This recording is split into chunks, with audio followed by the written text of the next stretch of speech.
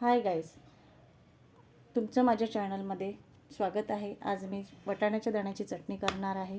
वाटाण्याचे दाणे घेतले आहे आणि एक टमाटर घेतला आहे, सांबार घेतला आहे, 10-12 लसणाच्या कड्या आणि 3-4 मिरच्या।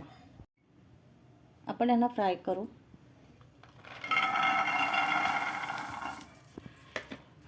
थोडंसं तेल टाकू।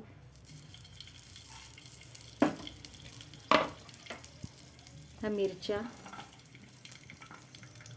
लसण,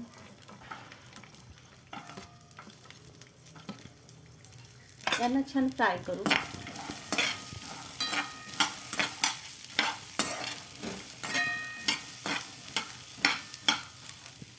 फ्राय केल्यानंतर यांना मिक्सरमधून काढू।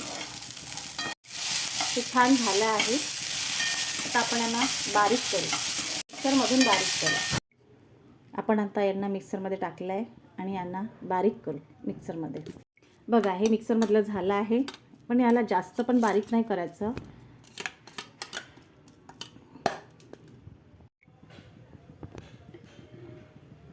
याच्यात ऑइल टाकायचं आहे, थोडा, जास्त नाही। आता आपण याच्यात कांदा टाकूया,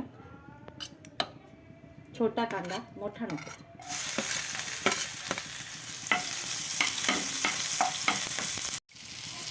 याला थोडा ब्राऊन होईपर्यंत होऊ द्यायचा। छान ब्राऊन झाला आहे, कांदा छान ब्राऊन झाला आहे। आता याच्यात टमाटर टाकूया।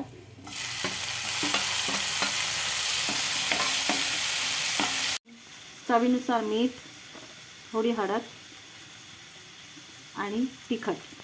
टमाटर होईपर्यंत आपले हे मसाले पण याच्यातच शिजते, टाकून द्यायचे याच्यात। टमाटर झाले आहेत। आता याच्यात ही चटणी करण्यासाठी वाटाण्याची पेस्ट जो केला होता आपण तो टाकायचा। छान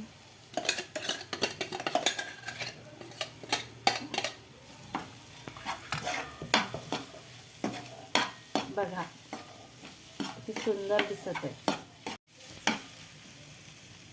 2 मिनिटं याला लो फ्लेममध्ये होऊ द्यायचं। झाकून बघा, आपली आता ही चटणी झाली आहे। 10-15 मिनिटं गॅस बंद करून टाकायची।